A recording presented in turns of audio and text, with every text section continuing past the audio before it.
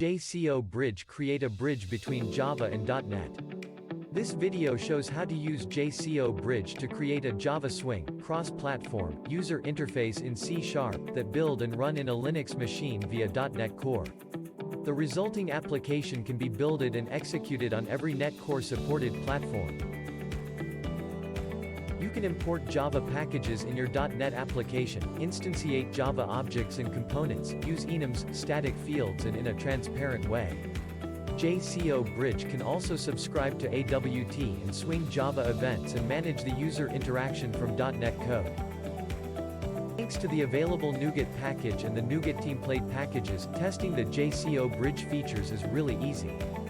All you need to do is download the NuGet template package, and following the instruction on the NuGet website.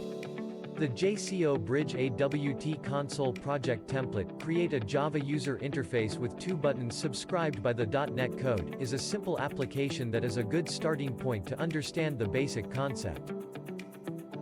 The second application that we'll show in this video is a more complex application, where Java Swing is used to create the user interface for a .NET C# project. If a fast Java GUI, running on top of a .NET application, in a Linux machine, seems amazing to you, is because it is amazing.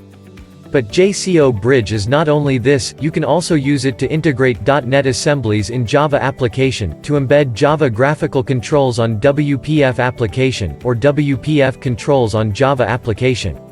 You can also use other JVM languages like Scala. Discover all the features and the examples on JCOBridge.com. And follow us on YouTube for the other videos about JCOBridge.